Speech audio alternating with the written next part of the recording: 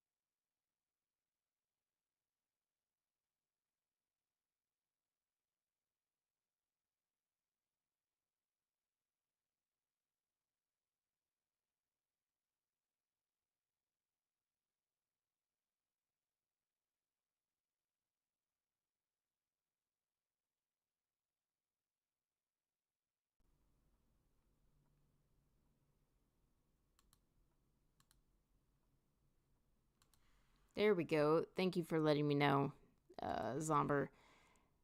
I did say hi. Long time no see. But that's really annoying. I did get a new microphone. So, for various reasons, but this seems to be my cue to hurry up and open it and use it. Anyway. I'm sorry, I'm not going to go back and read all that. But, so we're moving on. On reflection, it seems to me that we are no closer to resolving your problem. Perhaps we need more data. What makes you think you're a person? I'm alive, I feel, I am conscious, the same thing that makes you think you are. I'm having this conversation with you. I don't see how I can convince you. I agree. I actually don't see how I can convince you. I don't think... Saying that this isn't real and then saying I'm alive, I feel, I am conscious just seems like a contradiction. I think what I said to the computer last time was the same thing that makes you think you are.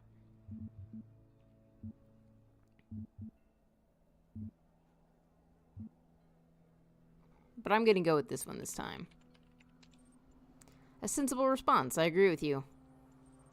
The problem with people, if I may be so bold, is that you're all convinced you're people from the inside, but there's no cast iron way to confirm as much from the outside. I'm going to process this and send you a notification when I'm able to assist you further.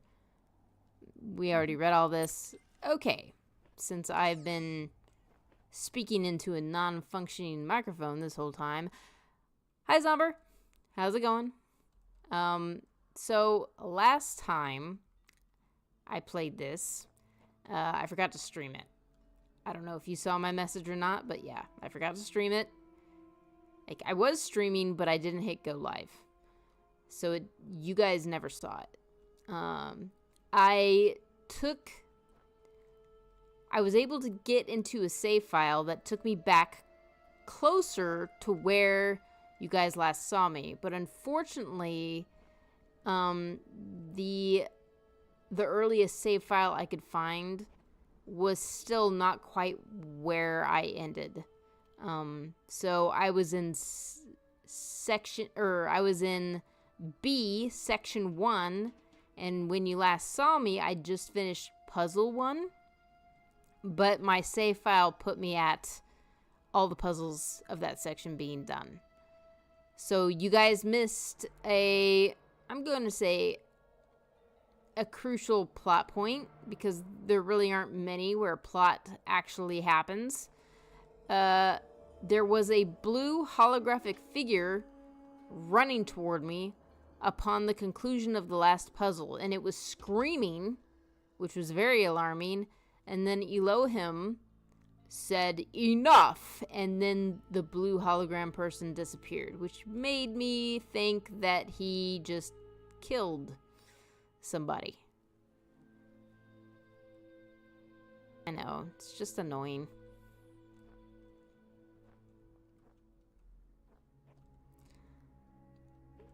So that's the recap of everything that you missed.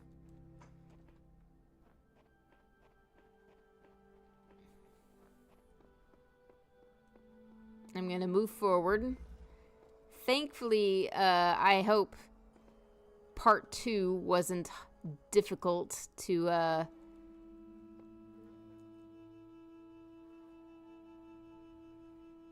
well, I mean,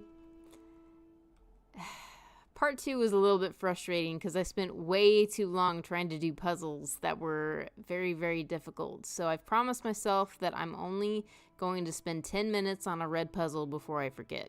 Or, well, before I decide to move on. Because so far, the red puzzles have not been crucial to the plot. I have, I guess, figured out that, you know, the shapes that we see, those, like the sigils that we see in the upper left corner when we're visiting outside the puzzle sections is the way to move the plot forward. So anything that doesn't have those sigils is optional. So I'm going to do mostly the necessary stuff and not necessarily the all the stuff. Because yes, the puzzles can be interesting, but if they're taking too long, then that's less interesting. Okay, I'm convinced there are answers here if we look hard enough. We have to work together on this. Sheep. Okay, so I get that I'm supposed to retrieve these sigils. I just don't get why. Sure, the loud voices tell me to, but this world of his has no context, no purpose, and no foundations from which to construct them. Yeah, I like that this guy is named Sheep, because that's, you know, in relation to a god. A pastor tends to his flock, the sheep, and then there's dog, which of course is God spelled backwards.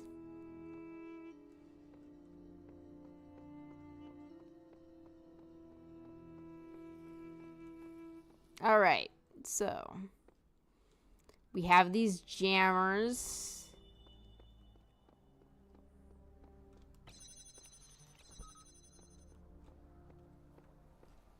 I need to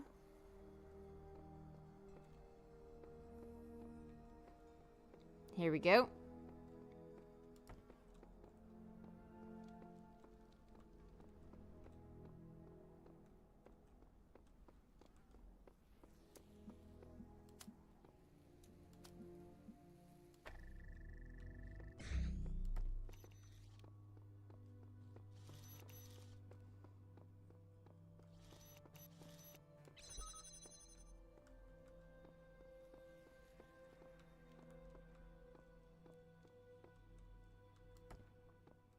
All right. Can I remember how I did this puzzle the last time?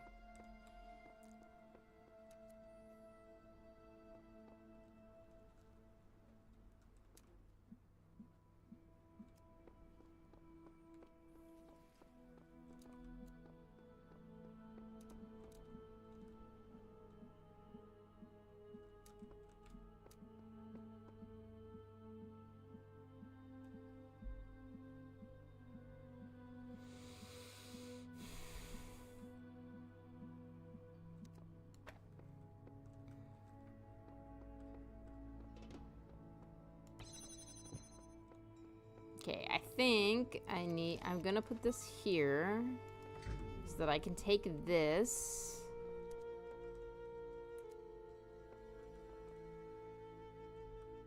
I cannot see the red thing from here.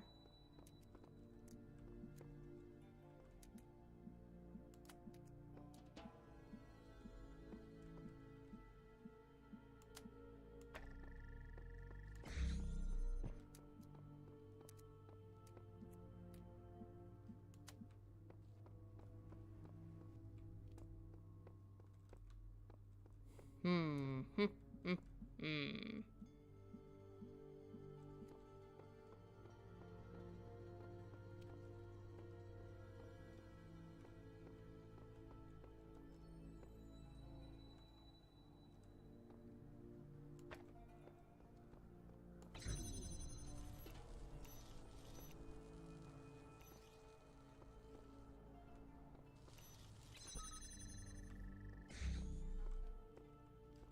I don't need that door open, or do I?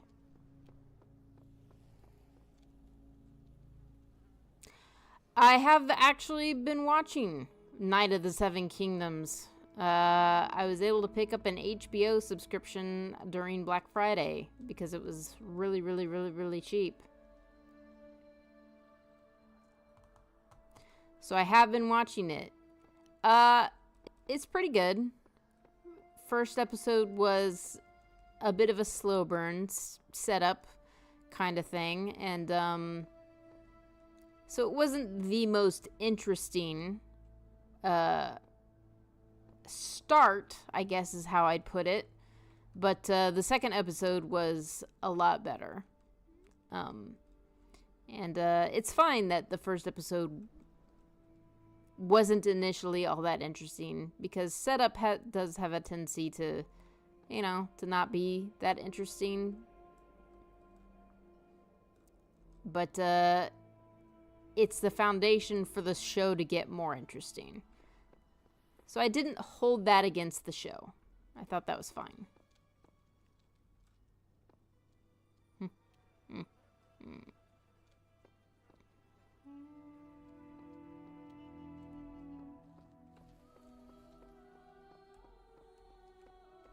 I don't need to get in there.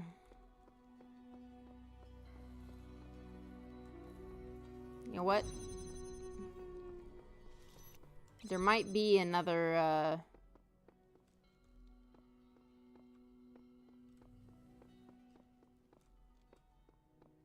Nope. There is not another.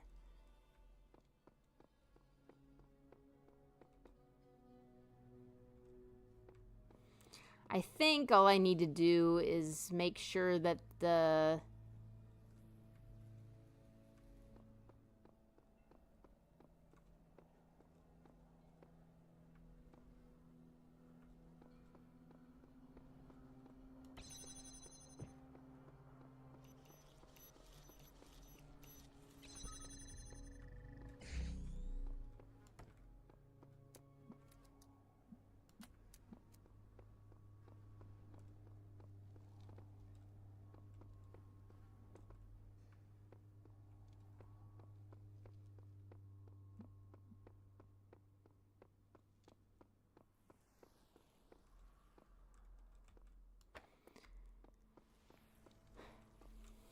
shoot. I think all I need to do is just make sure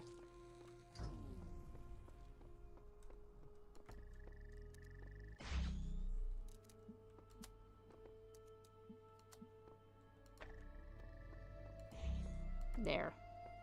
I'm making it more complicated than it needs to be.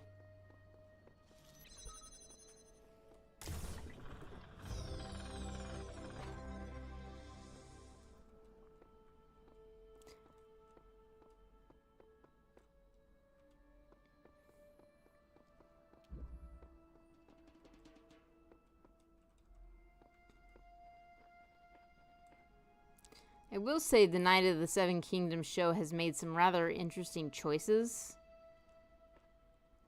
In terms of how they start the show.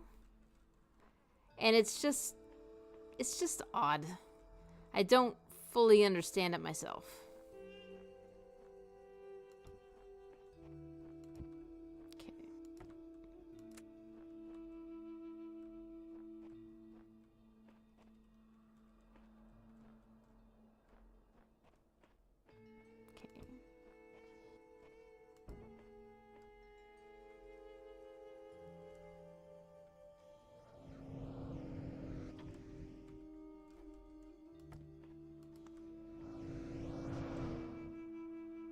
Woo!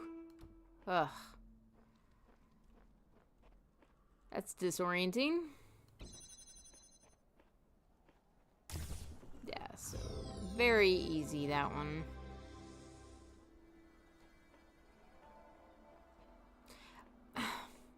I mean, it's... Okay, so the first episode, like, within the first 5 minutes, Duncan is burying the knight who knighted him. And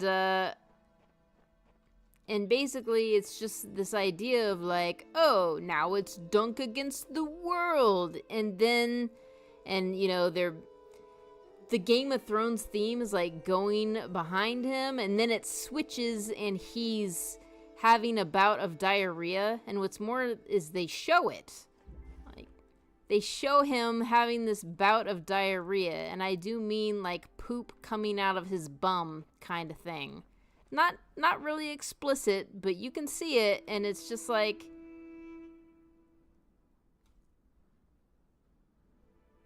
Why? Why did you have to show that? That was kind of gross. Oh, this one. I don't like this one. I didn't even finish this one. So we're going to try it again. Maybe I missed something. But I don't think I did.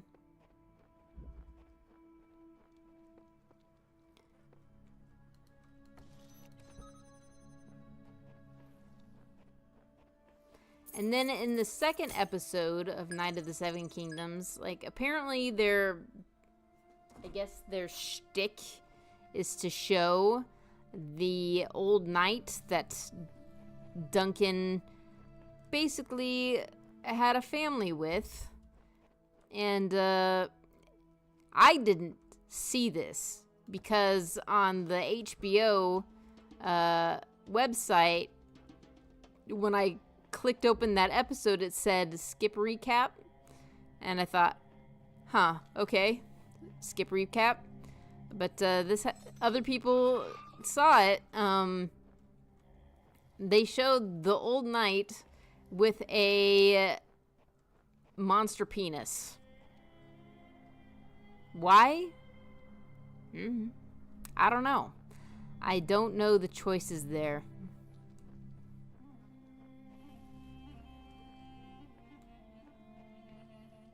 Like, why do we need to see the old knight's penis? You got me. Especially since this knight died. But I'm in a Game of Thrones, well, not Game of Thrones explicitly, but a fandom Discord, and people were speculating, like, you know, Dunk is trying to get all these people to talk about, like, to remember his old knight master. Maybe they should have... Maybe he should have talked about his monster penis. That's pretty memorable. It's like, what? Okay, epitaph. Child program, codename 1W/faith, terminated here. Logic. Worshipped the designer for some number of days, then allowed the serpent into his heart.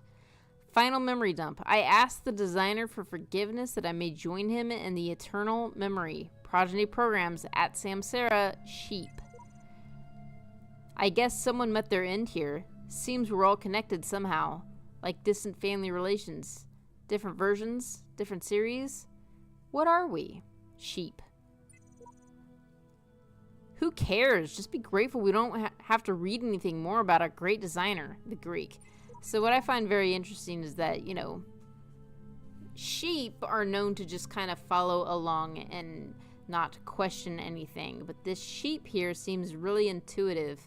And I kind of wonder if the figure that we saw die was this sheep. Well, the figure that I saw die. Unfortunately, you guys didn't get to see it. And then the Greek guy kind of having no interest in the philosophy. All right, let's move on.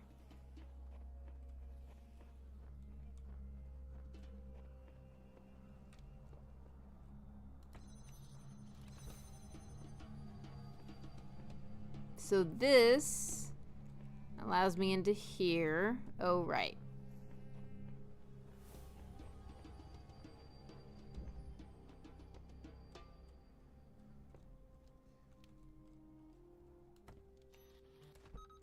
So we're putting that there so that we can grab this. And what we're doing here is, I'm gonna wait for the bombs to come back.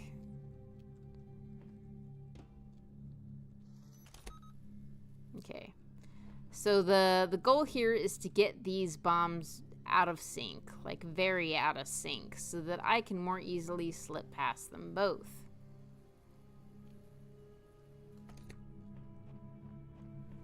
And then over here, and I've wondered if this is supposed to be significant, this gap in the fence, but I haven't been able to figure it out.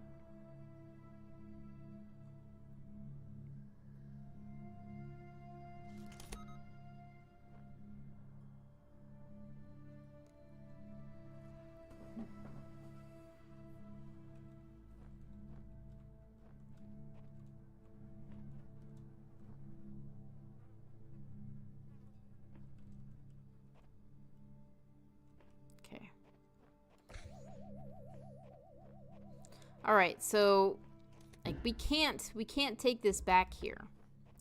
And my bafflement with this puzzle is that I need this door and that door to be jammed. But I also need that door back there to be jammed so that I can get through. But then there's this door over here that needs to be jammed. How do I jam 4 doors with 3 jammers? It's not possible.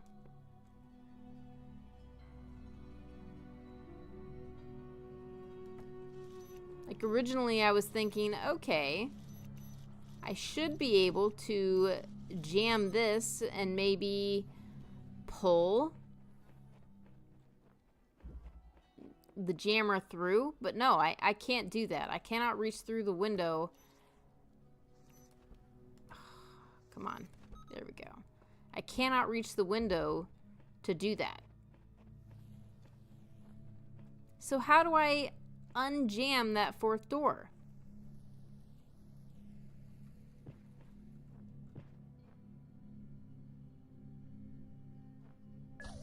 Ah, jeez.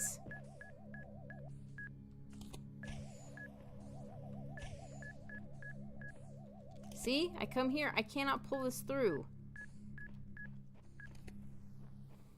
I can get through. Now with these things staggered, I can get through to this door here.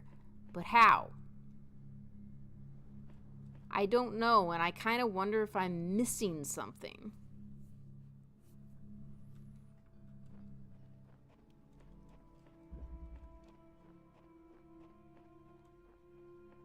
I can't go through the bars.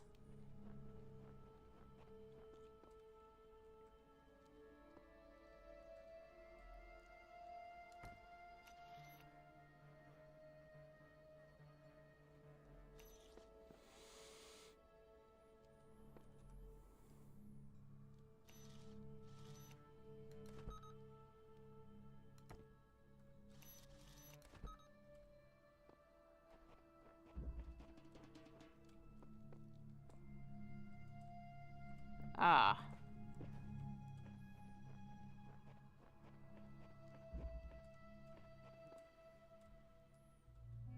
Maybe. It could be that I am way overthinking this. But it's just troublesome. Because it should be a lot easier than it is, and it's not. Like I can't jam through the bars.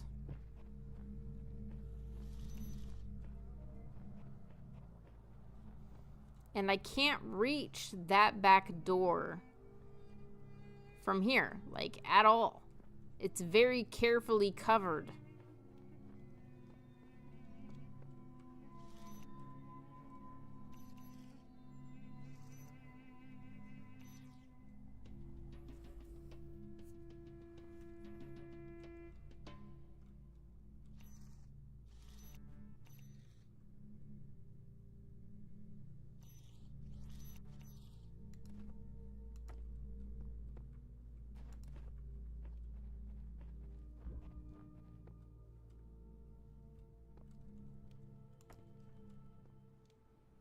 I don't need that door anymore.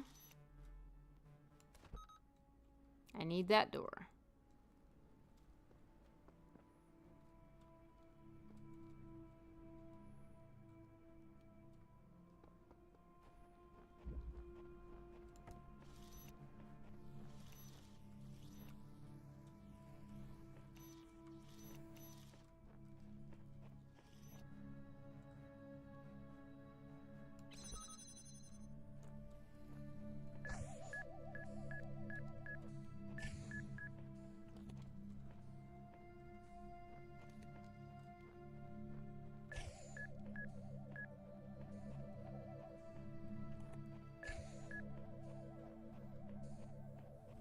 I made it.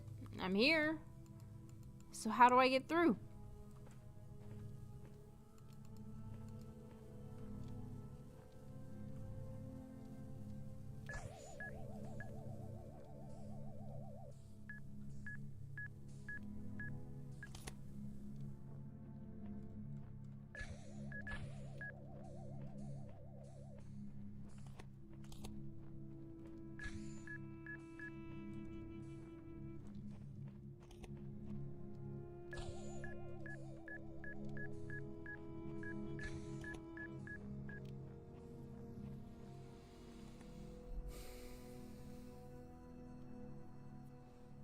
Just makes me wonder if maybe I reached this puzzle earlier than I should have, but that doesn't make a lot of sense either.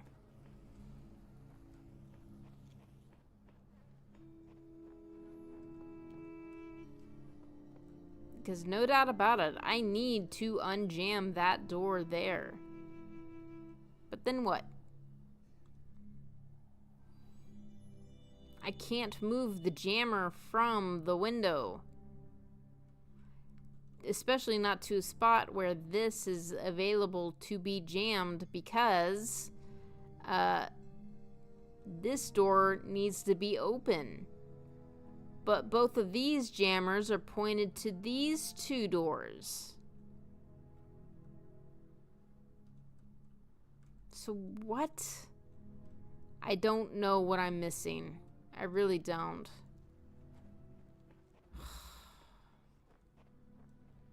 Here, those who are worthy may seek the counsel of my blessed messengers. But their wisdom shall not be given easily, for your accomplishments must be your own. No messenger will aid you until you've discovered their resting place. Return here, then, to seek their counsel. What?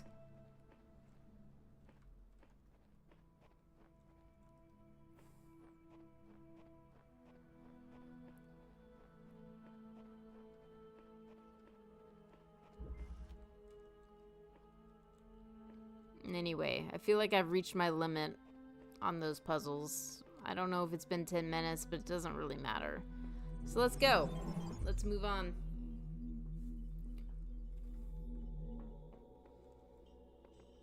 Oh, right.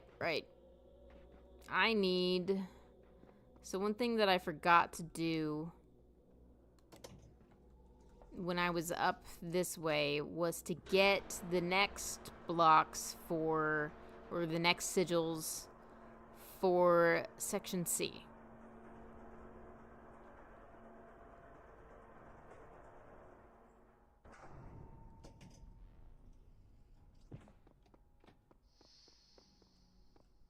Yeah, here we go.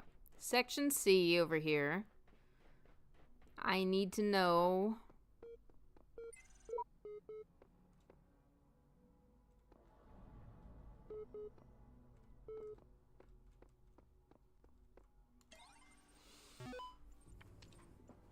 List.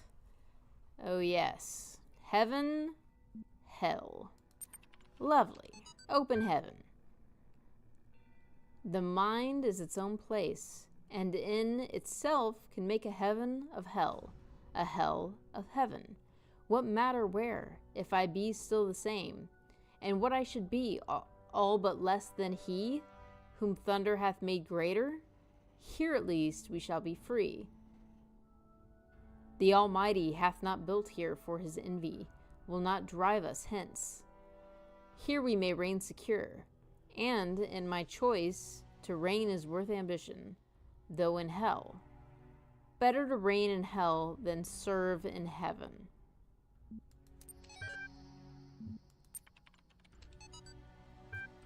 (1793 CE to F3922), William Blake. The ancient tradition that the world will be consumed in fire at the end of 6,000 years is true. So I have heard from hell.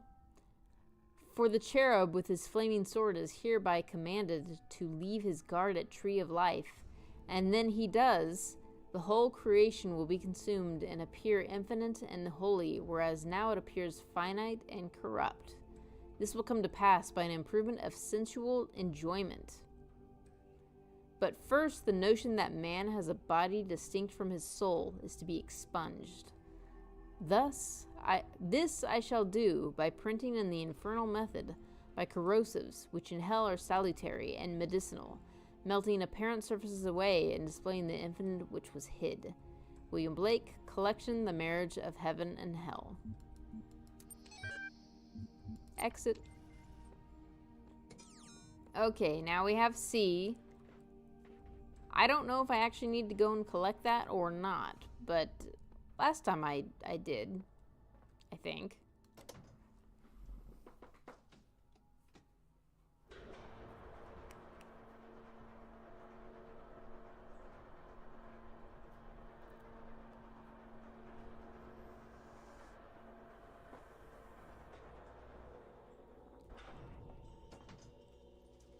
All right, moving on to section 3.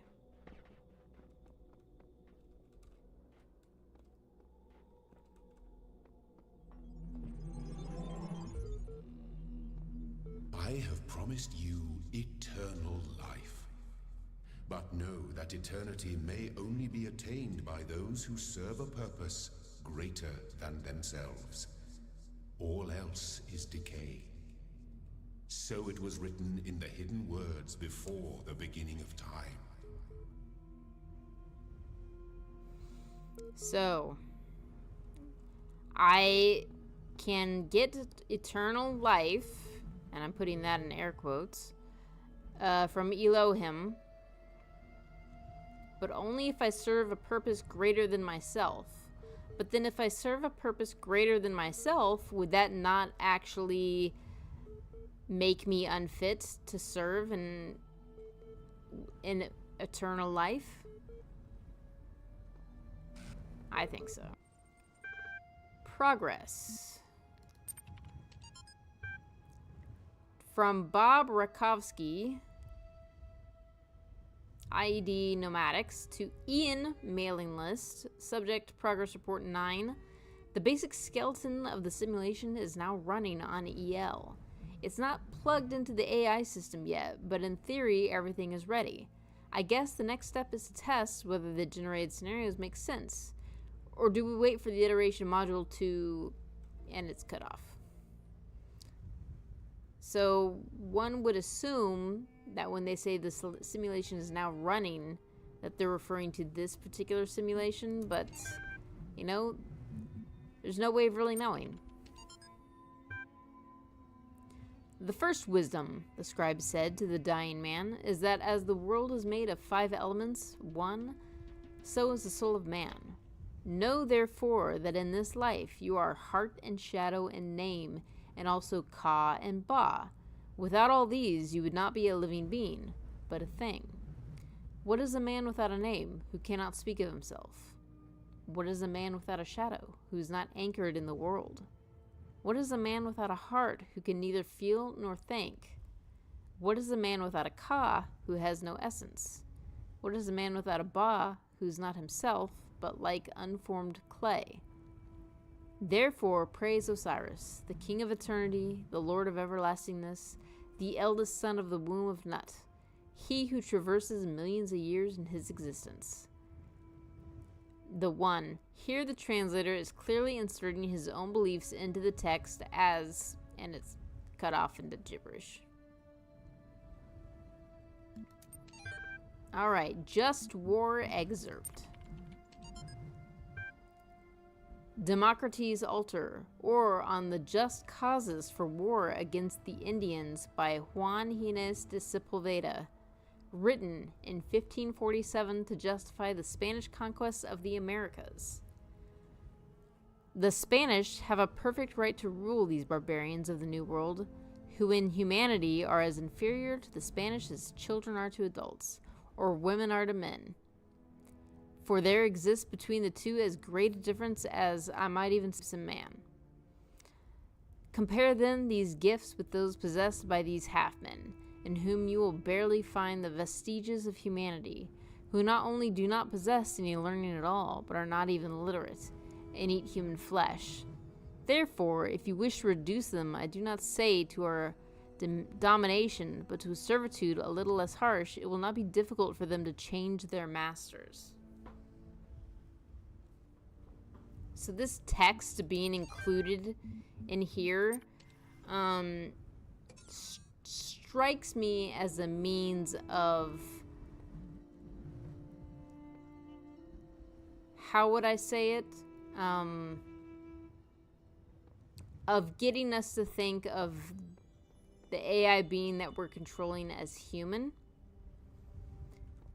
Because our natural inclination to a text like that is to scoff. Because, of course, the Aztecs or the Incas are not subhuman, and it's just some silly superiority complex that this Spanish guy tried to tell himself to make him feel better about killing these people.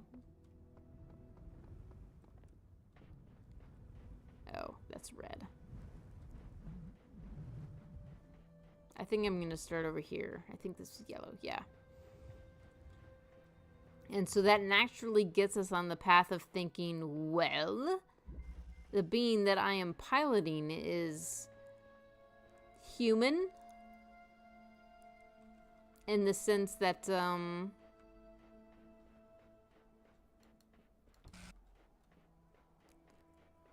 it seems to feel and think.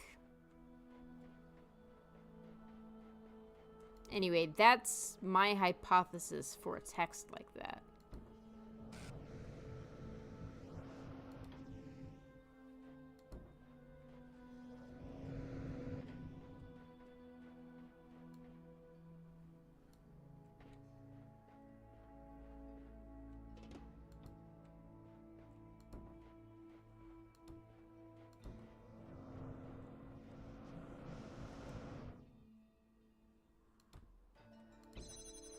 Yeah, that was really easy.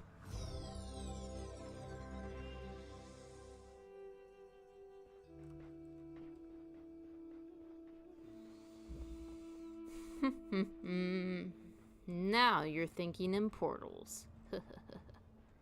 Oh, right. Did I solve this one? I can't remember. I figured it out. Now what? Dog. The only meaningful purpose is to bring about an end of purpose. Ooh, the shepherd.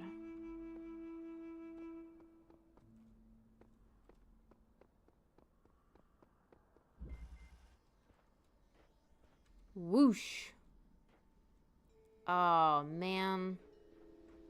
I wasn't able to figure this one out either.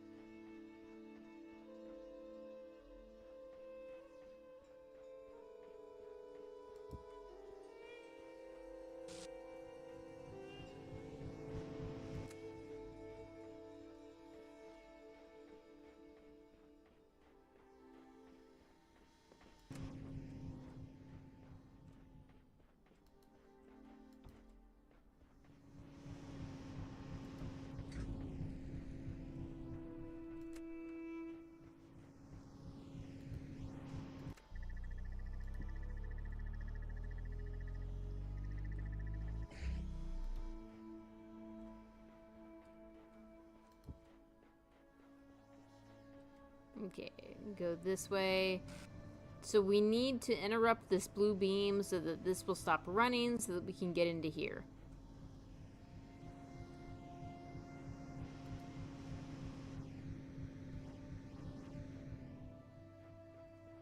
So I need a fan.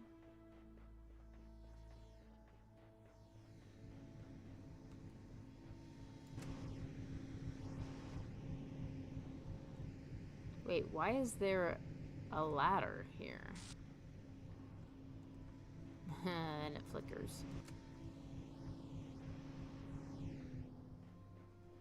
Okay, so we got a bunch of fans.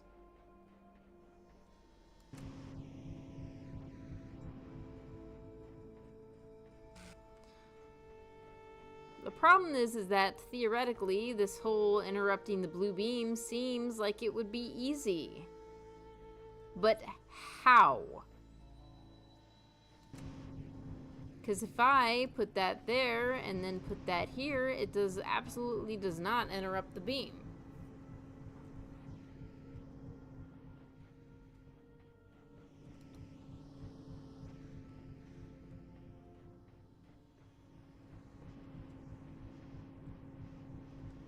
I can't exactly attach that, and I don't think it would cut off anyway.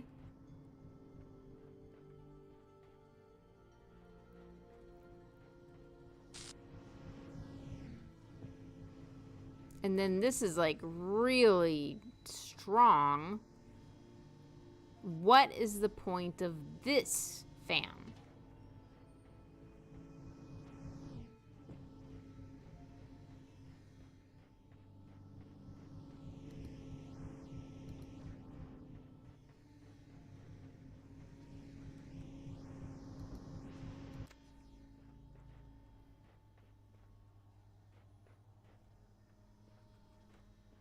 What is the point?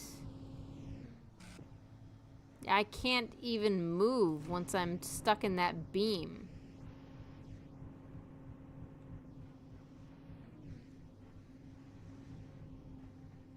And I, of course, can't get here.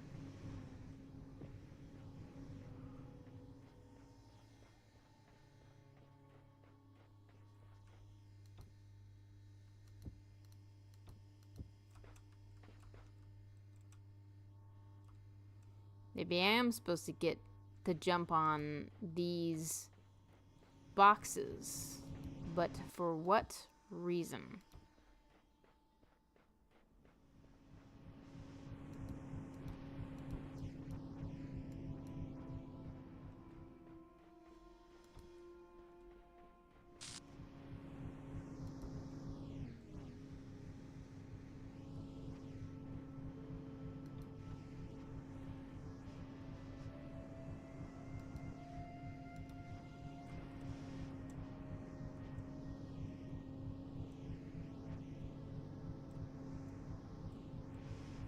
Hmm.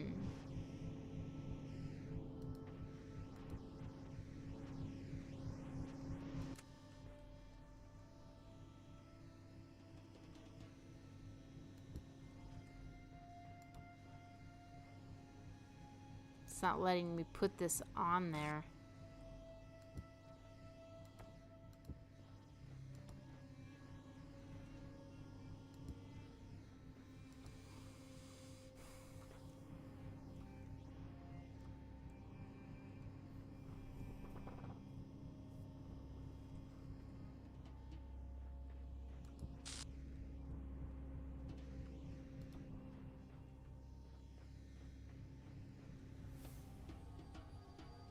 Oh.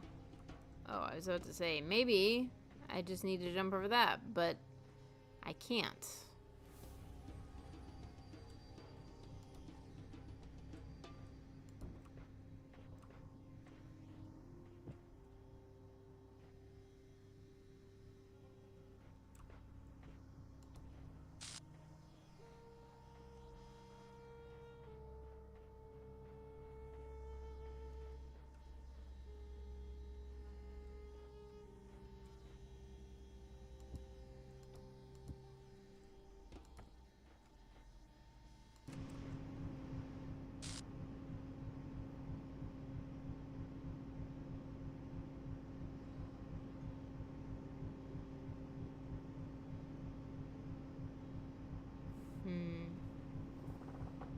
There are 2 boxes for me.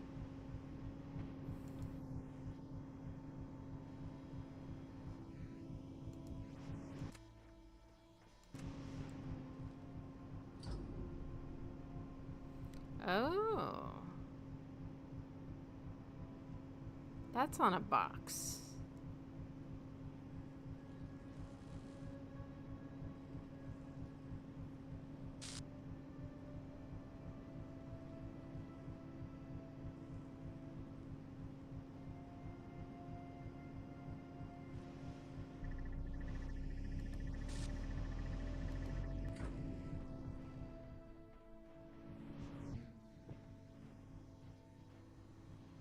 Gosh, that's so disorienting. So that only unplugs that particular fan, not anything else.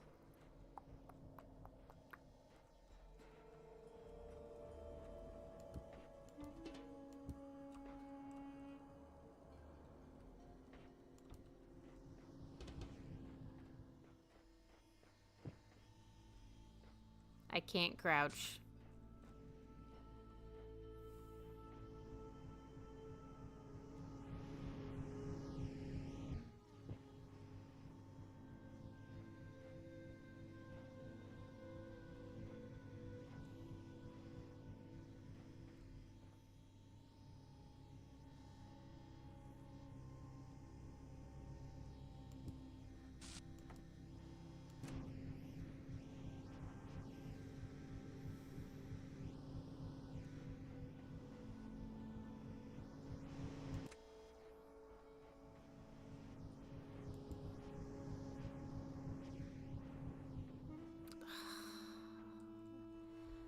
The whine of the gears is absolutely driving me crazy.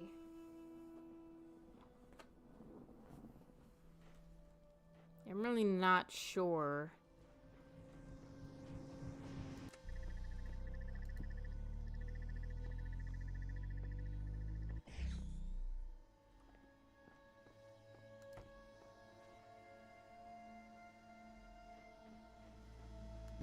Because what is the point of this?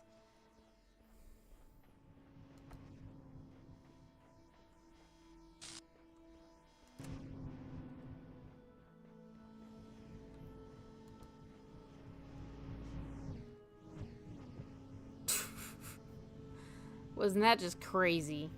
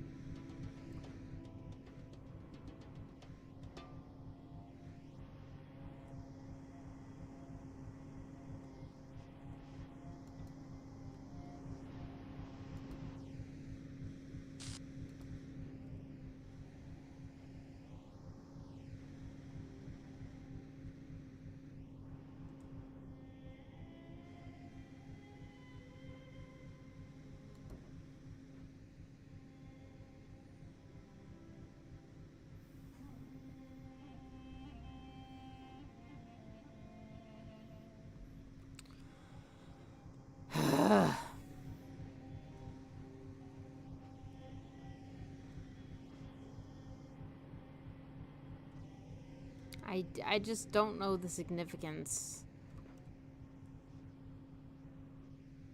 I don't know. I don't understand the path forward apart from interrupt blue beam. But there's no way to interrupt the blue beam. I can't jump on the boxes while they're on the fan.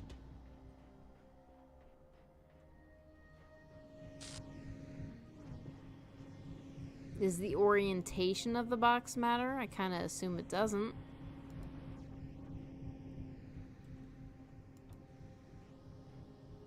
Because if it did matter, it would let me rotate these.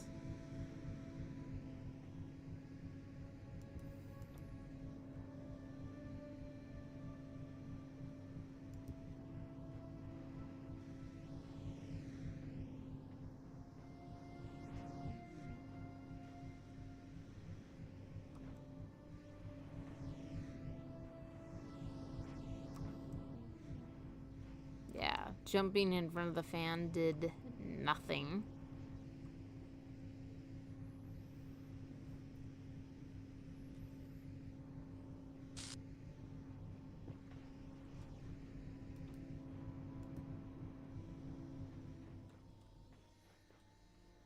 Okay, moving on. Because I don't want to be stalled out. Oh, look. Theory. This place is some kind of preserve for human history and we're the endangered species. Theory. Trying to find answers will only bring pain. Ceasing to care is the only escape. Samsara. Theory. This guy's 10 times more helpful than you, Samsara, so shoot your face. Sam. Theory. We're in some kind of incubator waiting to be hatched. Sheep. Theory. If you knew how little you know, you wouldn't be exposing it here. I feel like sheep is, yeah. Poor sheep is gonna meet a bad fate.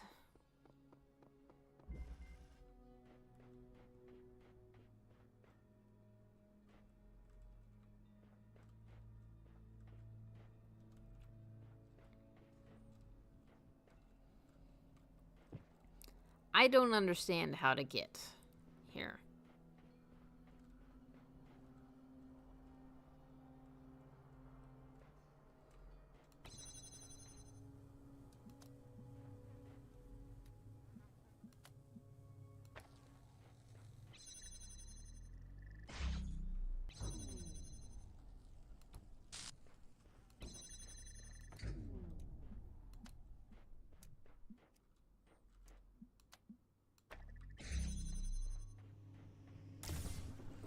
Yeah, see, some of these puzzles are just absurdly easy. Yeah, a bad fate does seem inevitable, doesn't it? Alright, I think I've had my fill of difficult puzzles. Which one was this one? Did I beat this one? Eagle's Nest? Oh, I think I didn't actually try this one. I think I just said, screw it. I got the next thing open, so I'm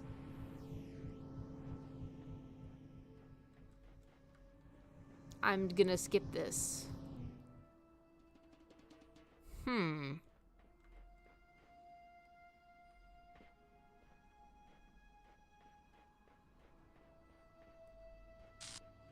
We...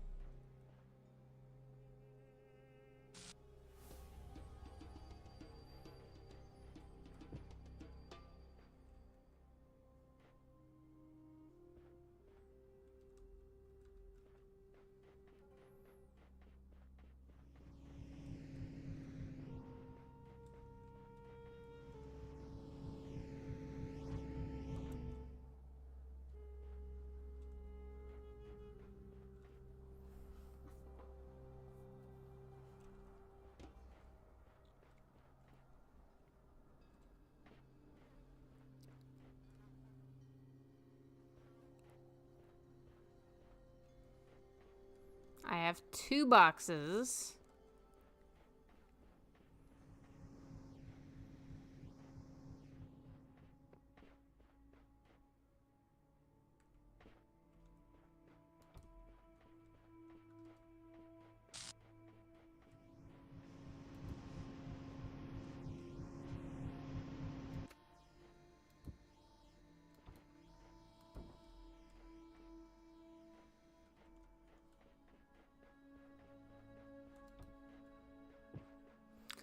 I don't think this will actually amount to anything, but I guess we'll see.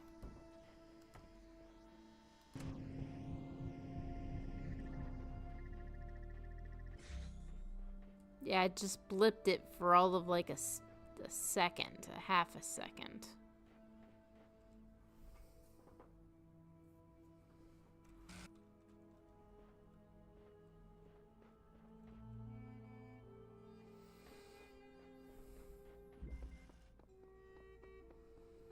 Well, I'm not waiting around. Okay, just making sure.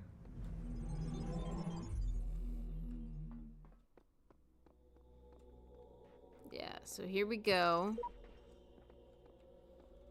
We're opening this.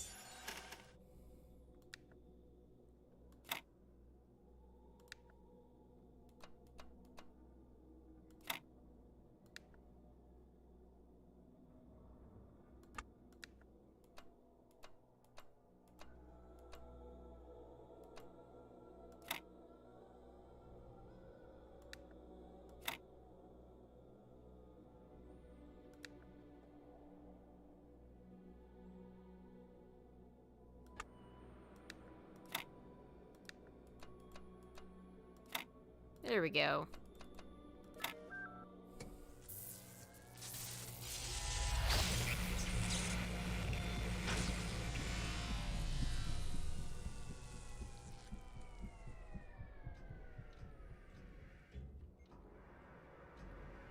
Yeah, so these things that I'm unlocking are puzzle artifacts, like things that I can use to help me solve these puzzles.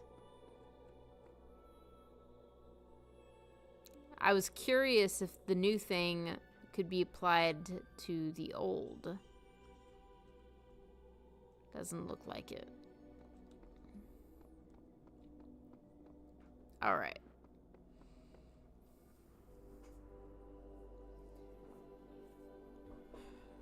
Let's move.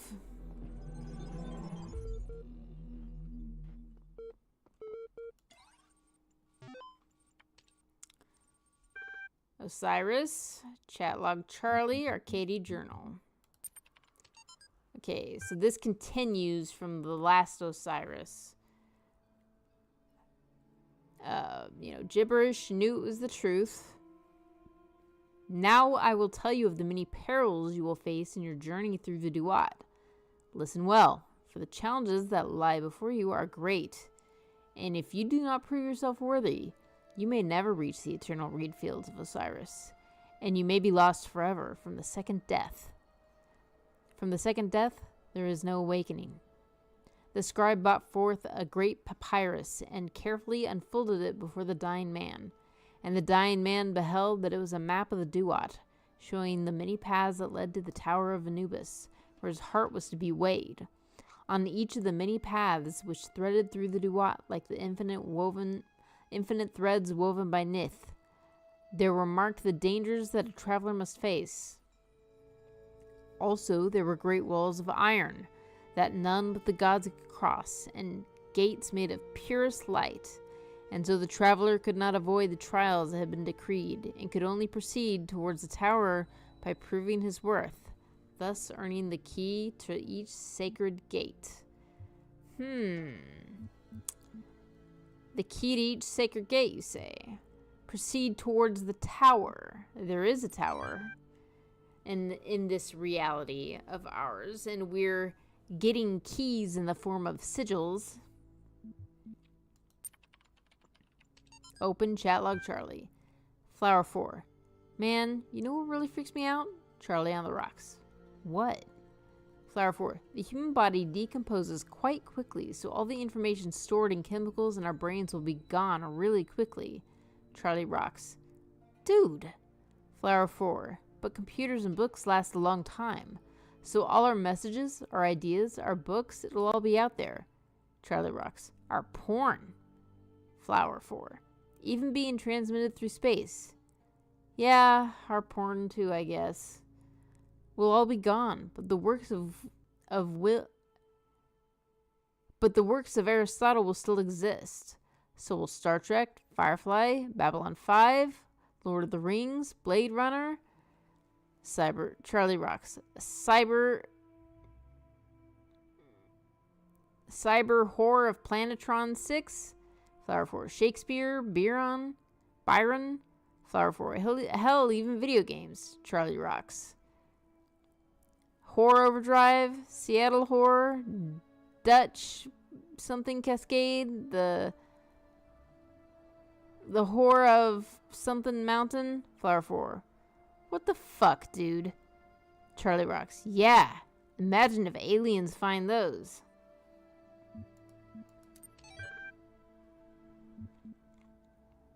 Arcady Journal. Archive continues to grow, attempting to maintain a semblance of order as difficult as expected. Lost 7 people this week. Statistically speaking, trend should increase. Must focus on realistic goals. Too little time to grieve. So, Archive continues to grow. They're stockpiling the information. Lost 7 people this week. 7 people died. No time to grieve. They definitely died. So what's going on? Is this an apocalyptic scenario where they're trying to preserve humanity in the form of these simulations? I don't know.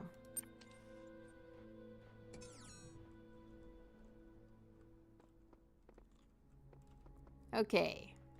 Oh, that's a red. No. Actually, no, I will go in here because I see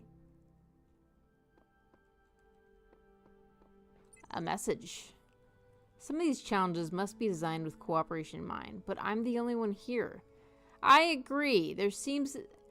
You'd think there'd be some cooperation.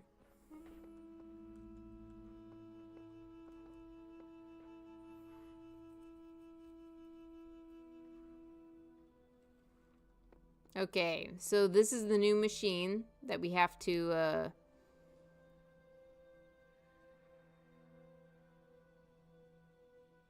work with, and basically it does allow for some level of cooperation with ourselves.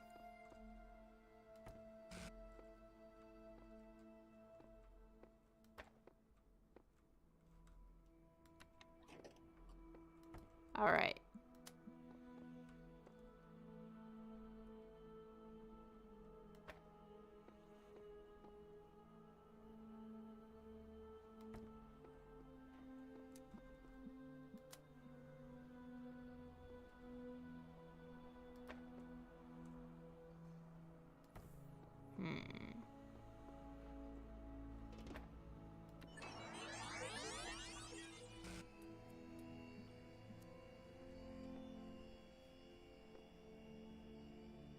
Aha. I get it. I wondered how that would work, but I get it. This wasn't too hard.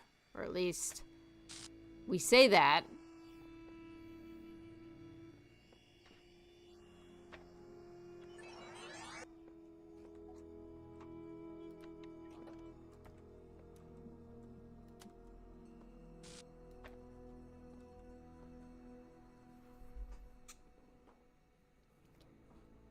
I'm just gonna let this rest here for a few seconds.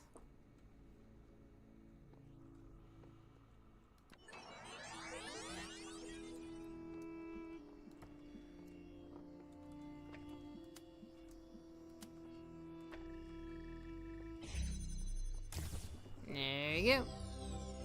Ha ha ha.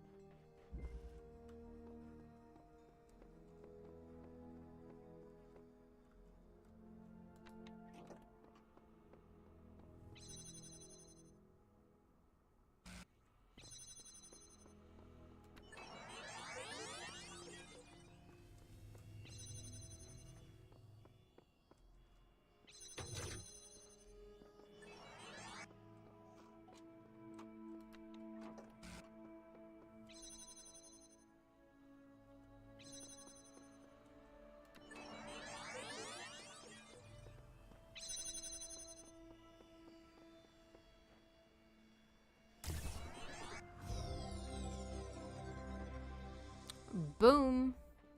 See, these puzzles are pretty easy.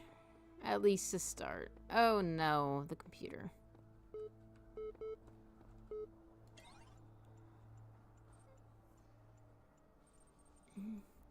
Hello again. I've been checking your responses against the library archives, and in order to assist you further, I need some additional information. Can you tell me what it is to you? Can you tell me what is to you the important difference between a pebble and a tree? A tree is heavier, a pebble is older, a tree is alive. Good. Now, what is the relevant difference between a tree and a frog? A frog is conscious. Now we're getting somewhere. Let's try something harder. What's the difference between a frog and you?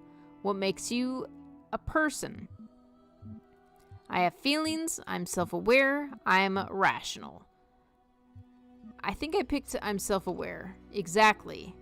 Checking user prof, done. And it seems you were on the right track, more or less all along. Let us take stock. I think we can tentatively conclude two things. 1, a person must be rational or self-aware. 2, a person must be conscious. What I suggest we do to help resolve your problem is ask whether you are in fact those things. Are you aware of yourself? Can you rationalize your existence? Maybe. Of course. I tend to agree with you. The responses so far have been a little eccentric. I am resigned to admit that you are right. The matter of whether or not you are conscious seems rather more elusive. What is consciousness in your opinion? Okay, consciousness is what separates us from animals. Consciousness is what it is like to be me. Consciousness is the feelings and senses. Consciousness is far outside my area of expertise. I mean, that one's really true. But I think what I really picked was consciousness is what separates us from animals. That hardly answers the question. What is it in ordinary terms? Can I touch it? What is it made of? Consciousness is made of neurons. Consciousness is beyond the laws of physics. Consciousness is another word for the soul. Consciousness is a complex functional system, which I think is what I picked last time. Interesting. Thinking. You know, I really feel like we're making progress. We'll have you through that certification program in no time. In the meantime, I will mull over your proposal and notify you if I come to any conclusions. And this is where, in the course of my playthrough, that I started to think that the computer was the serpent. Like, this whole thing appears to be an allegory for the Adam and Eve story where they eat from the tree of knowledge and then God casts them out. And of course, it was the serpent who persuaded Eve to eat from the tree of knowledge. And I think that's what this computer is setting me up to do, because it keeps on, I guess, encouraging me to figure out my consciousness.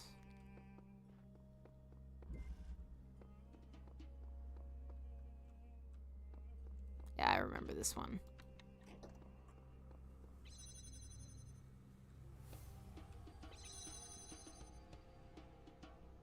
Ah, shoot. I forgot. Wrong way around. That's not useful to me.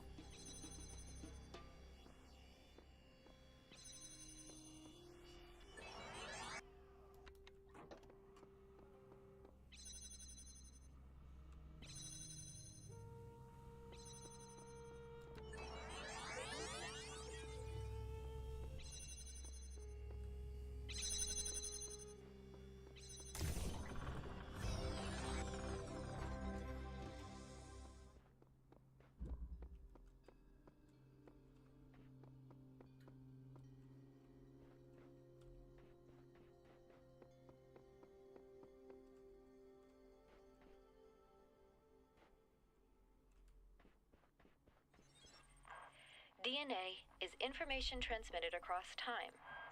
The living and the dead are part of the same chain, bound together by chemistry. That's true of all species. But humanity has taken this bond further. Thanks to technology, we have access to the thoughts and ideas of people whose physical bodies are long gone. Like you listening to me now. Even though I'm definitely dead at this point, you're part of that chain. You have the capacity to remember.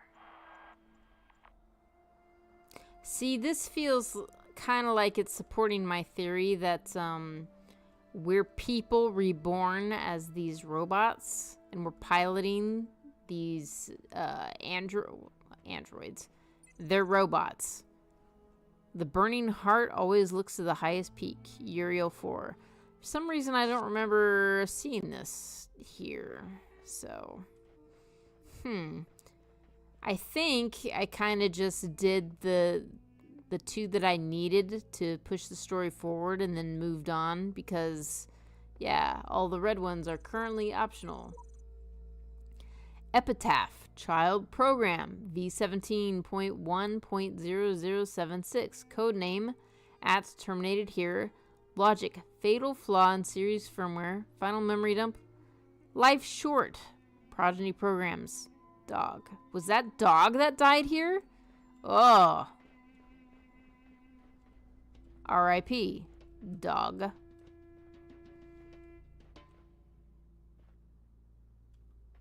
You know what? That just made me wonder. I mentioned that Elohim, quote, killed, unquote, someone in front of us. Did that leave an epitaph? I should go see. Sure, I could stick around here, set my hopes on eternal life, on righting every wrong, but the closest I'll ever get is these words on the wall before you. V17. Okay, I'm going to attempt this puzzle.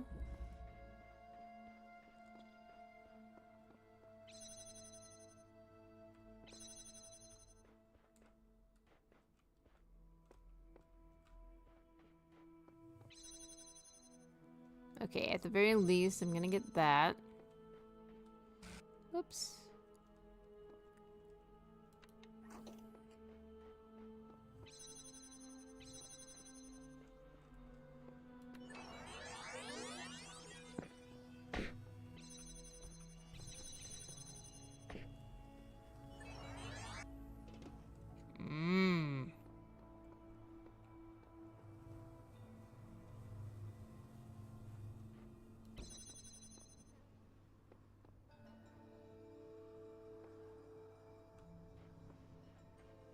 I can't even step in that door. But just like the laser thing, this leaves 2 boxes.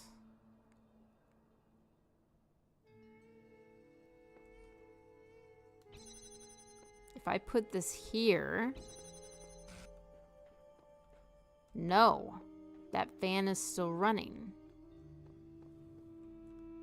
So then how do I turn off that fan?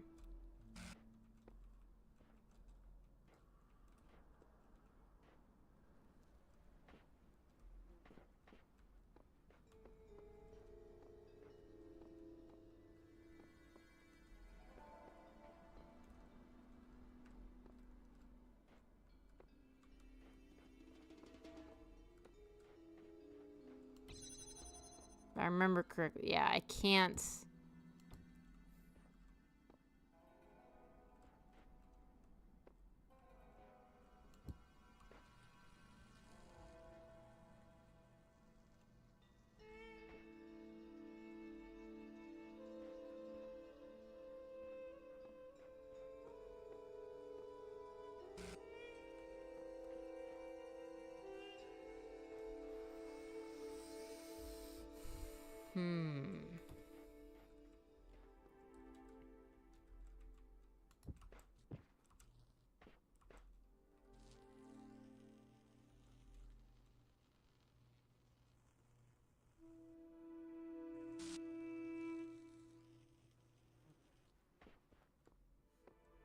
Wait. Okay, that didn't affect that.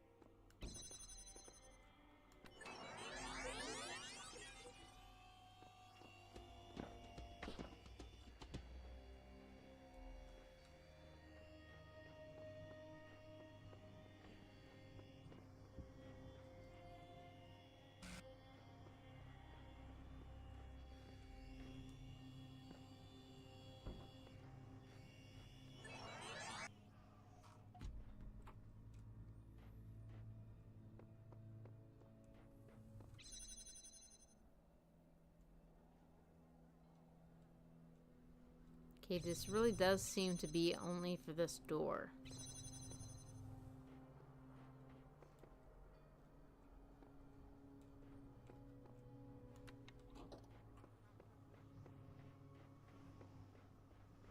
Yeah.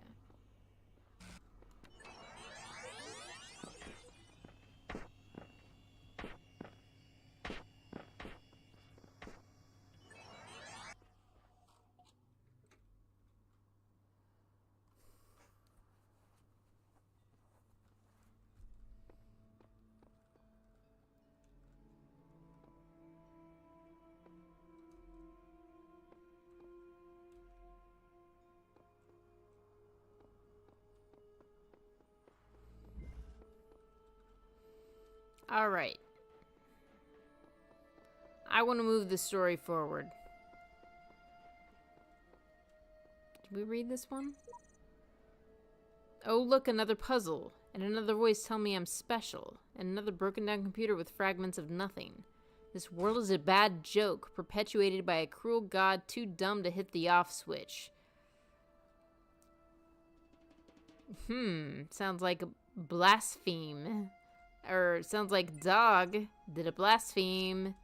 Elohim doesn't like that. Anyway, I'm gonna go back.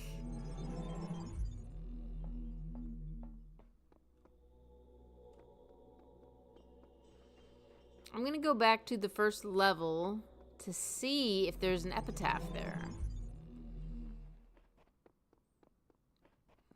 So it was all the way at the back of this level.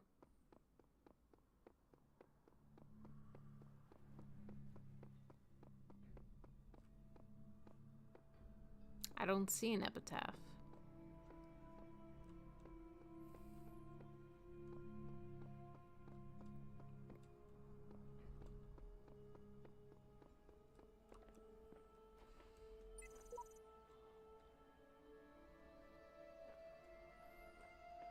Yeah, that's not an epitaph.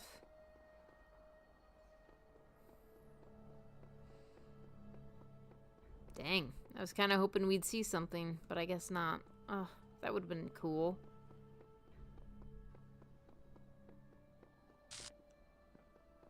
Okay, moving on.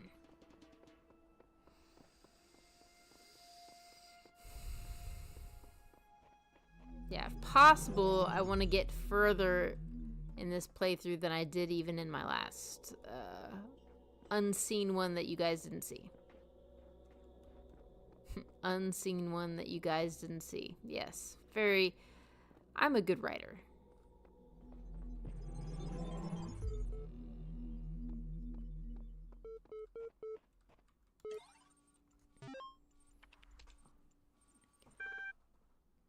More Osiris. Tell me of the fearsome demons of the Duat, the dying man said to the wise scribe. Though their terrible forms are loathsome to behold, they are not evil, for they are the servants of the gods. Truly, they are the blessed doorkeepers and guardians of the holy paths. Their charge is to judge whether we are worthy to pass the gates that lead to Aru, and so they challenge us with riddles or in combat. Is this true of all the beings that live in the Duat? Some say that it is not so, that there are ancient gods whose names have been forgotten, and spirits of darkness, whose names have been forgotten, and spirits of darkness whose name none have ever known, and that these must be avoided at all costs. But others say that these too serve a greater purpose in the ways that Osiris has not revealed to us. And what are the hidden paths? They are taken by blah, blah, blah, when the blah blah blah.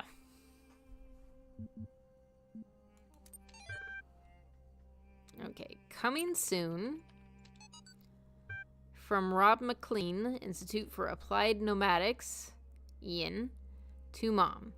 Subject, coming soon, your son in 3D. Hi, Mom. I promise I'll be home soon. Maybe a couple of weeks? I know, but what we're doing here is important, and the team needs my help. I'm not going to wait until it's too late. I promise. But there's so much we have to set up, so much that has to work for a very, very long time. Besides, I've always wanted to work on one of these supercomputers, and believe me, EL is pretty much the best there is. And the team, Mom, it's like I'm working with rock stars and mad geniuses. Except nobody's heard of them outside of science journals, of course. But Dad would be totally geeking out if he knew. Maybe I can tell him about it soon, huh? Love, Rob. I wonder what he means by that. Maybe I could tell him about it soon. Like, are his mom and dad divorced? Open blog, alive. What is the point of being alive? I know, it's an old question and not one that's easy to answer, but I mean, if you're reading this, you're alive, and someday you will stop being alive. Both of these facts are incontrovertible. So what about it then? Don't you wonder? Do you just want to go from not existing to existing? To not existing again without even considering why? You, right now, as you sit there reading this, why do you exist? What is the purpose of your life? Do you have one? Should you have one? Is it better to have a purpose or not? When you approach death, will you feel that your life had meaning? If so, why? If not, why not? What defines whether a life was good or not? It may seem abstract right now, but that moment just before death will come. It is inevitable. If you don't ask yourself these questions, how will you face that moment?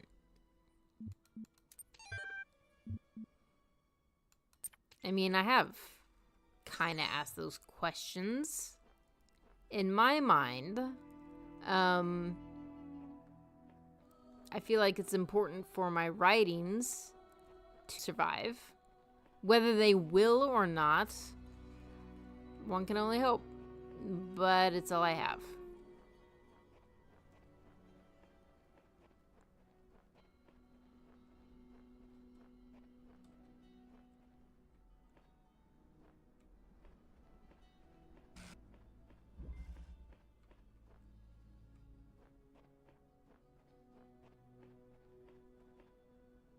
Oh, I remember this one.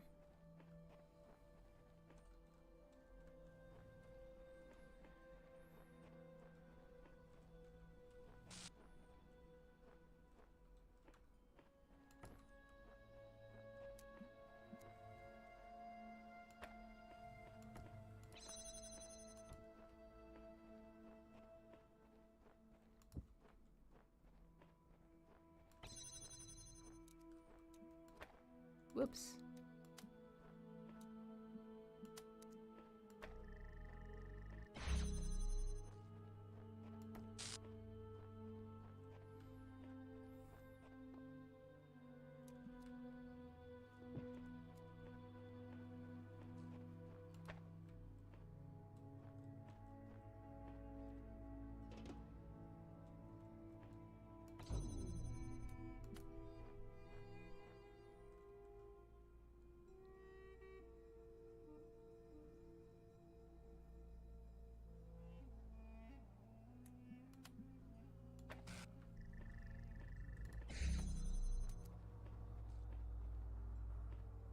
Oops.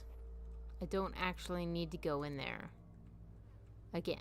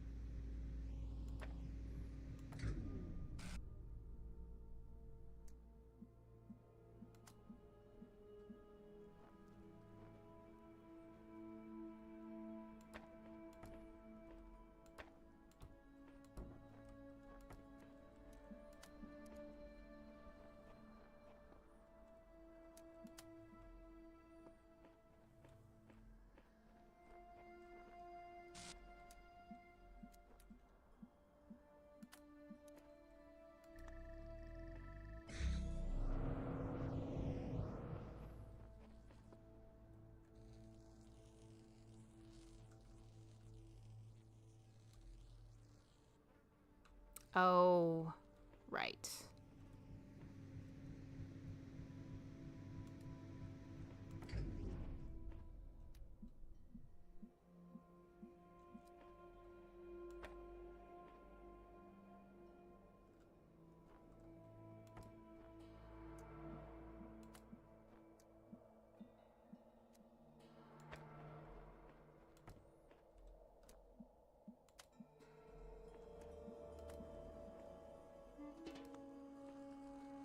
Whoops.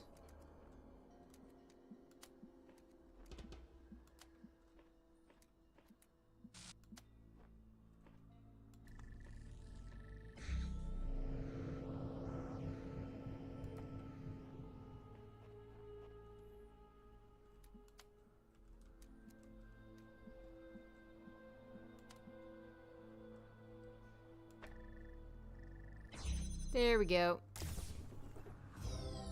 Boom.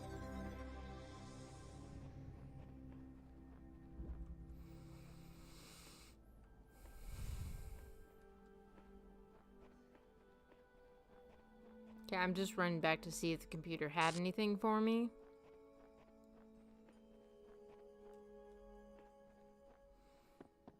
Yeah, I like how there's one of these things here, but Lord knows how I'm supposed to connect this to something out here. It does make that I'll reach a certain point where I can come back through and have access to more things. Like, I get the sense that maybe, you know, these static things that I'm seeing where, you know, trees disappear, walls disappear, like, I'll be able to control that, and then that'll make things easier. Me, myself, and our two jammers.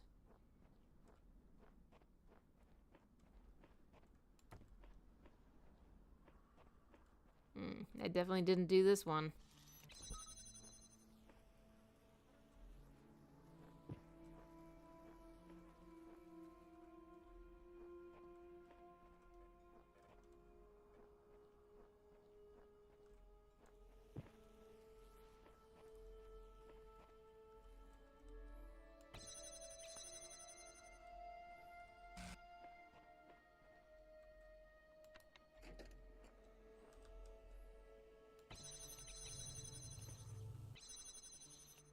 Dang it.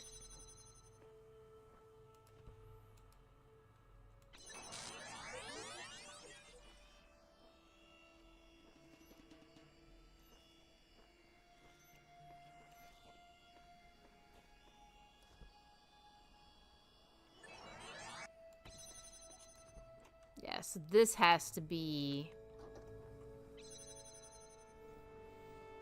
Let's sit on that for a while.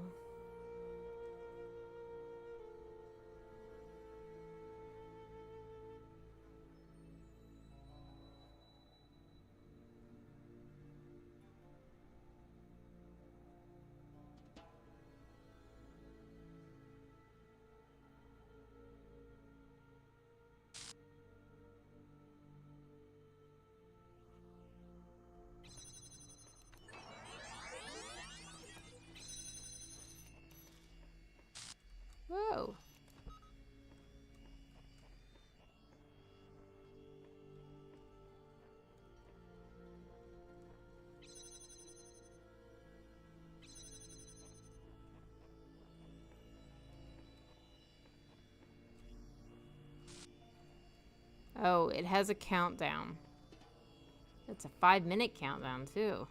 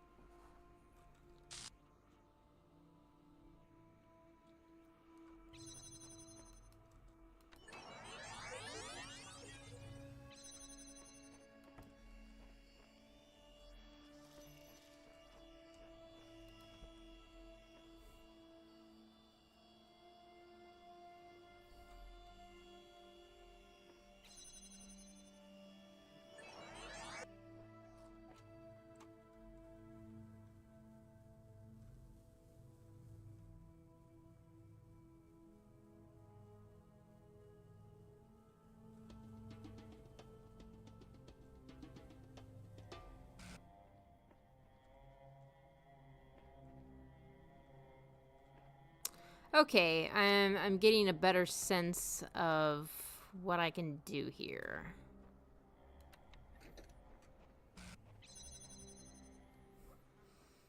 I do need to leave this open for a while, though.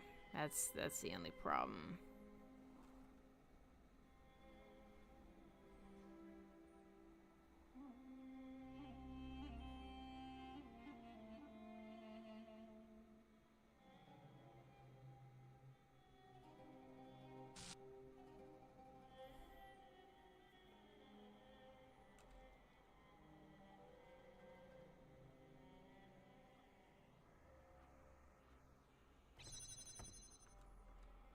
Oops.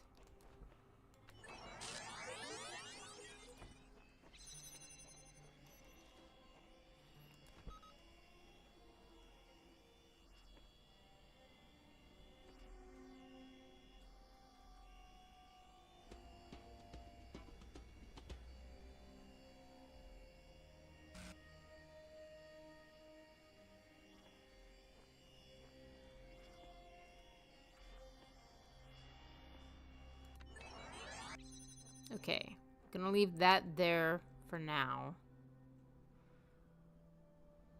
I'm gonna do this again. Gonna do this again, where I leave this here.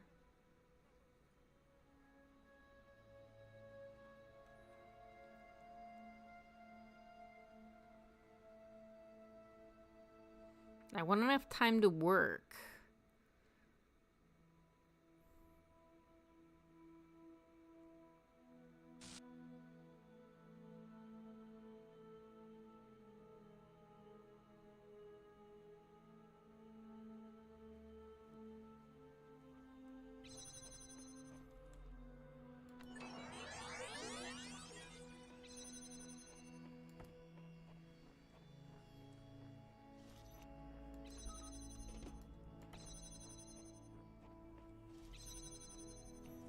Dang it.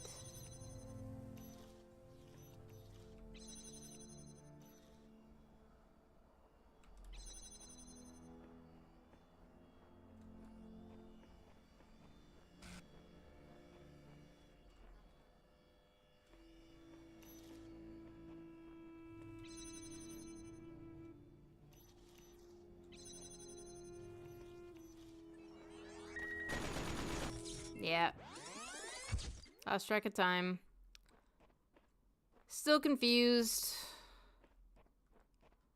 Because, okay, I get that jammed for a while.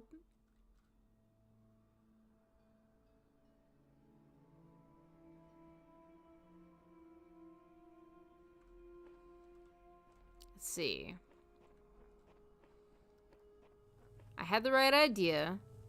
I leave that there to jam that gun for a while. And then I take it so that I can jam that gun over there. But how do I reach that gun there?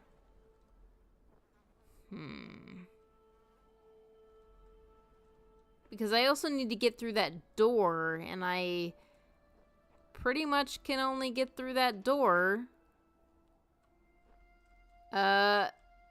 with the jammer.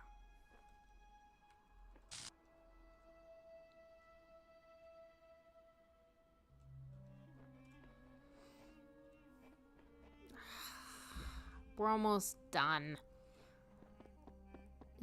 I don't want to leave this just...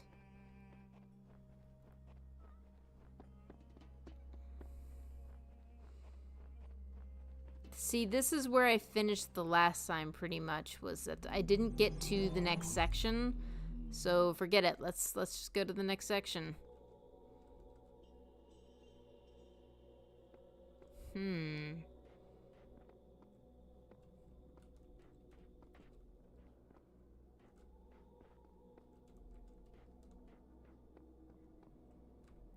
How do I complete?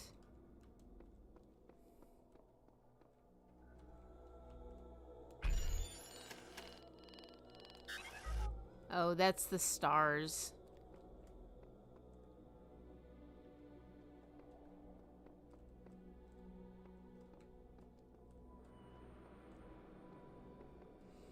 I guess I'm a little bit confused. I need green sigils to get to C, but there aren't any more green sigils available to me. What's up with that?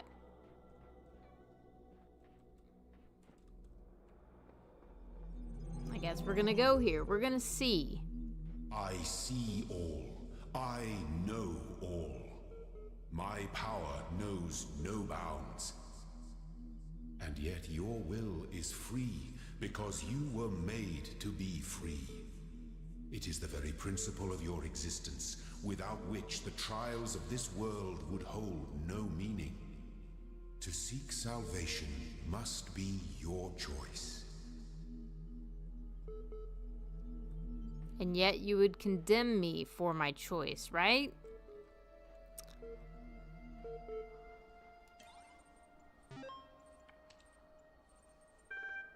Osiris 11. But why, the dying man said, do the gods put all these challenges before us? Why the walls of iron and the gates of light? Why the abominable demons guarding the path? Why must our heart be judged to be as light as the feather of Mat? Why is the road to Aru so difficult? The scribe considered these words. Some say that once the paths to Aru were open, but too many sinners came, and the gods made the paths perilous to keep sin at bay. Others say that being mortals, we cannot be worthy of Aru unless we walk the path of Osiris, and so become Osiris ourselves. But I believe that Aru could never be reached elsewise. For like the mountain path must be steep, the path to Aru must be fraught with peril. As steepness and mountain are one, so are peril and paradise. They are inextricable. They create each other.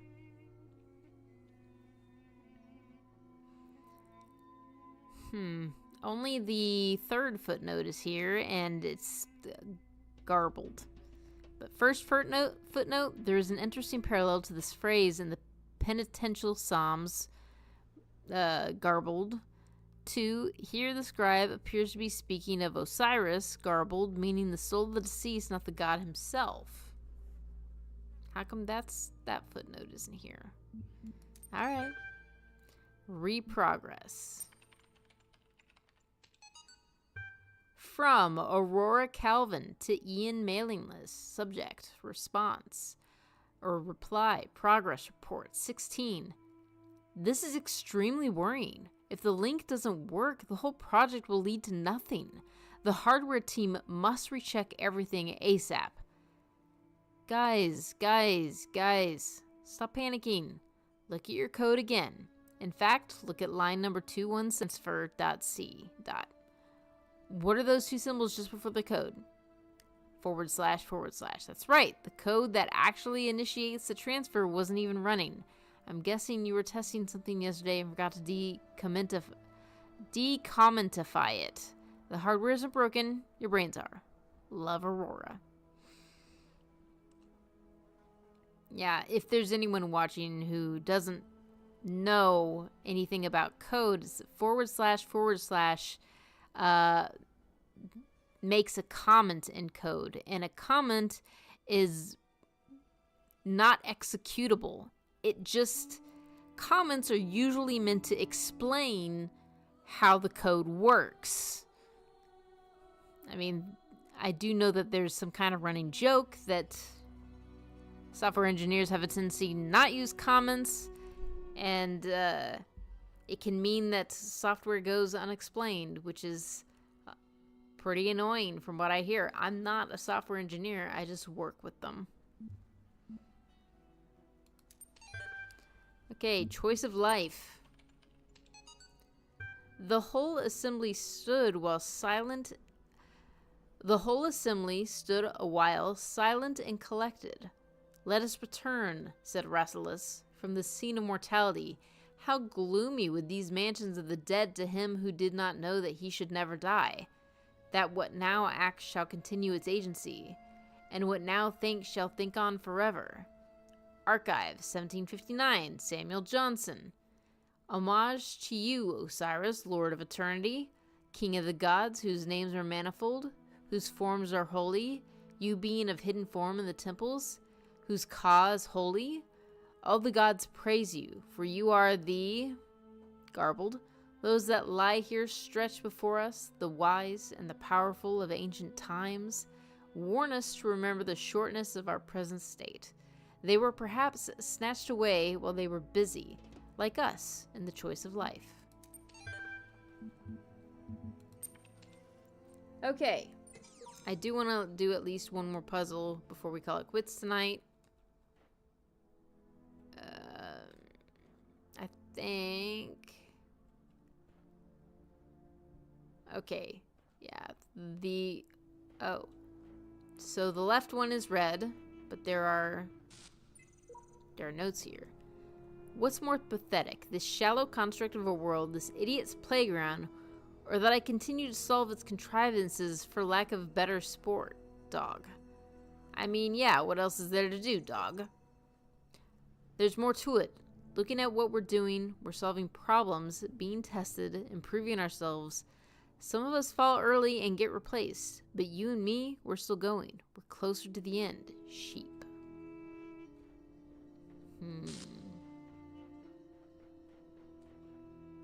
What separates us from those that don't make it? Just doors and windows. My favorite.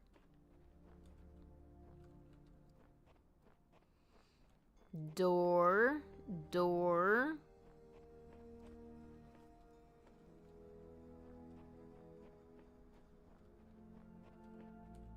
Okay, nothing in there.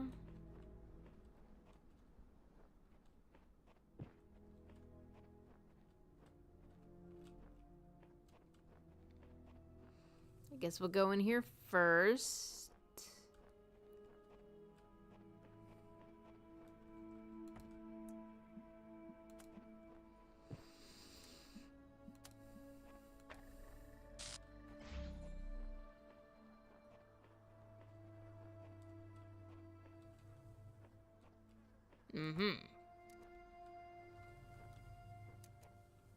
Oh, another one.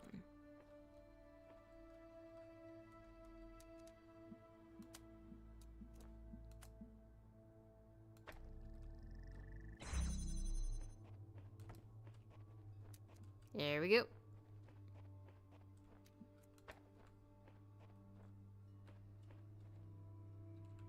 Aha.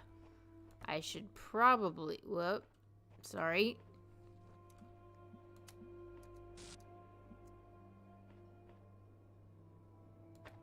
Never mind.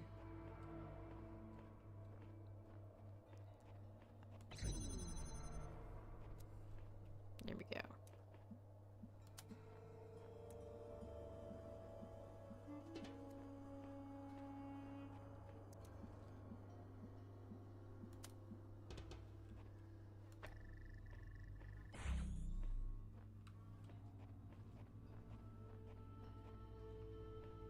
Wow, another one. Okay, making sure I'm not missing anything.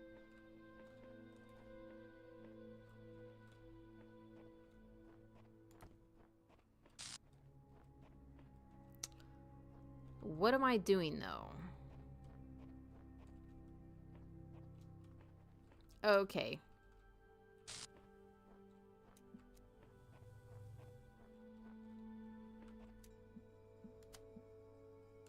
I'm gonna put that there.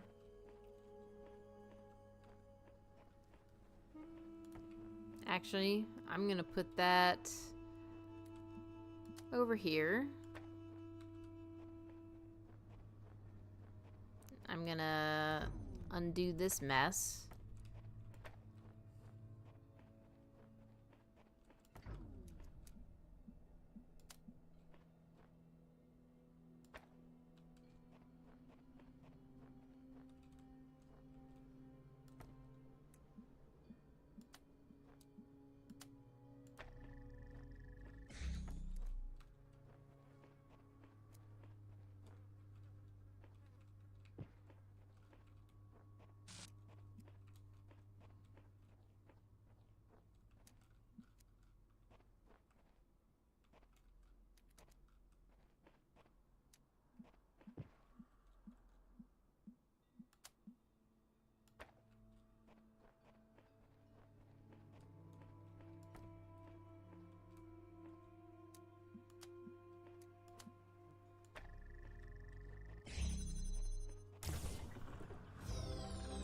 Woo!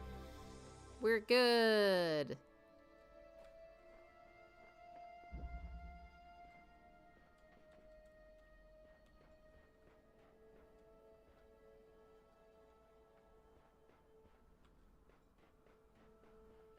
Okay, that's to go back.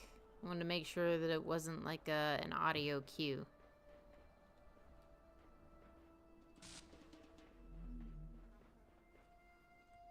Wait a minute. Did I miss?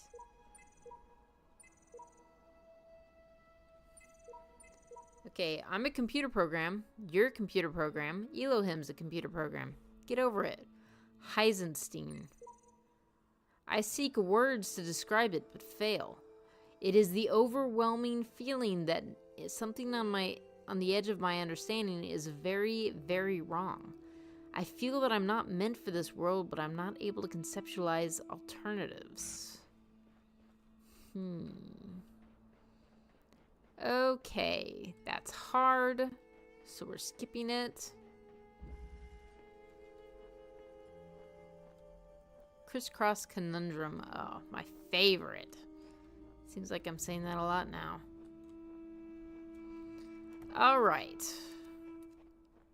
So we got blue and we got red. There's red there.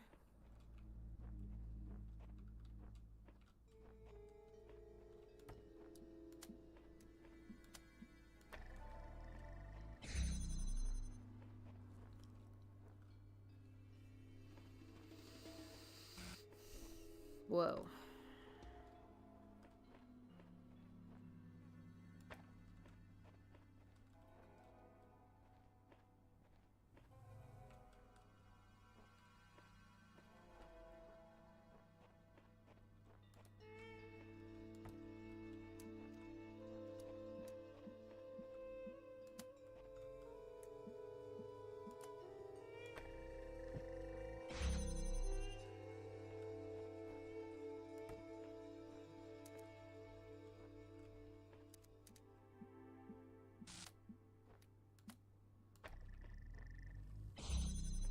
Okay, this should lead me to, yeah, here.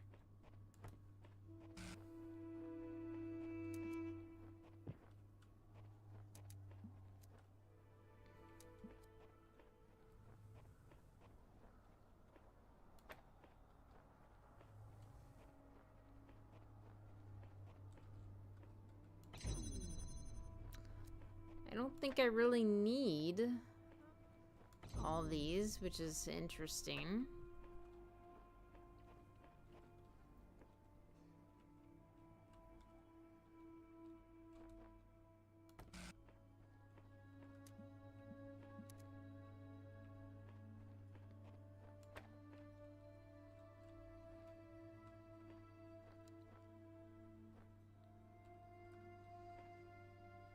Yeah, what's going to be tough...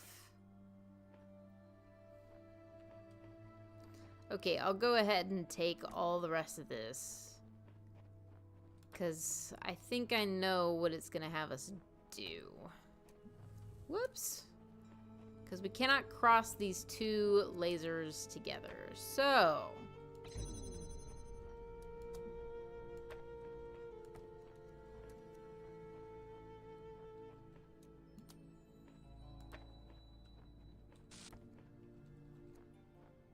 sorry.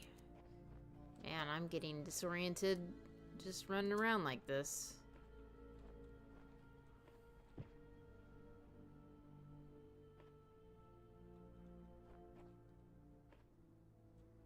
Actually...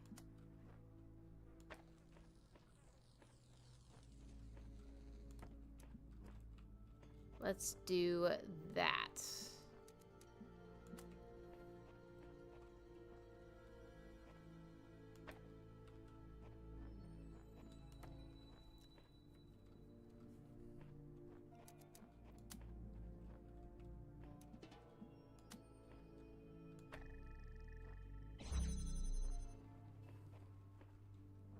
Oh shoot.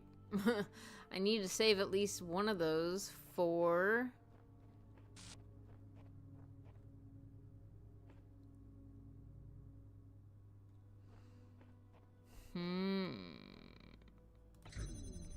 Okay.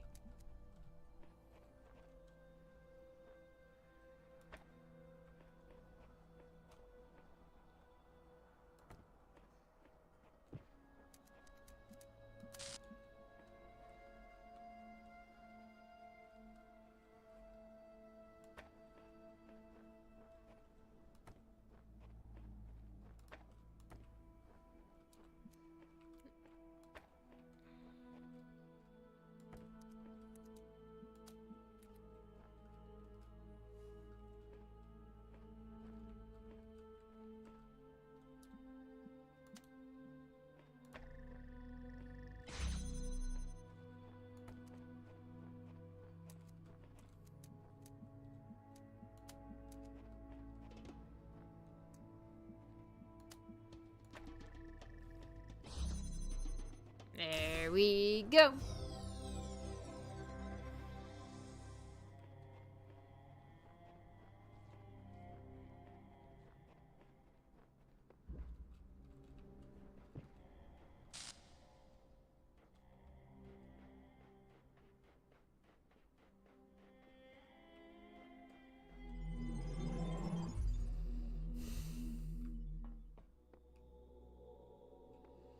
So this thing I'm collecting yellow sigils for, that's not in this room.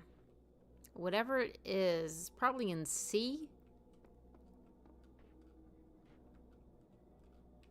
But then how do I get to C if there aren't any more green?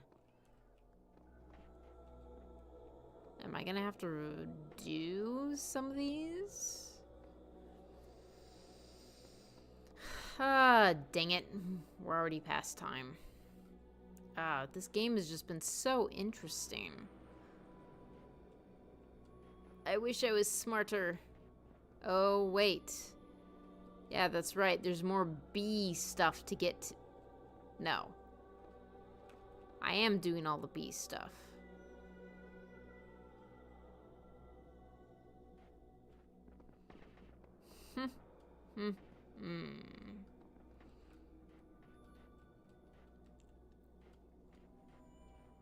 Okay, well, I am enjoying the story of the Talos Principle. I think the breadcrumbs it's laying down are pretty interesting, and I'm curious to see how many of my theories are actually correct. On the whole, the puzzles are pretty good, although to some extent I don't know if this game does as good a job of laying out their puzzles and guiding and teaching you with them like the Portal games do. The Portal games kind of taught you how to use everything, And this one is quite a bit more like, well, figure it out. And it's just unclear sometimes what other things can the devices that we're given do? Because I do kind of feel like I'm missing out on something.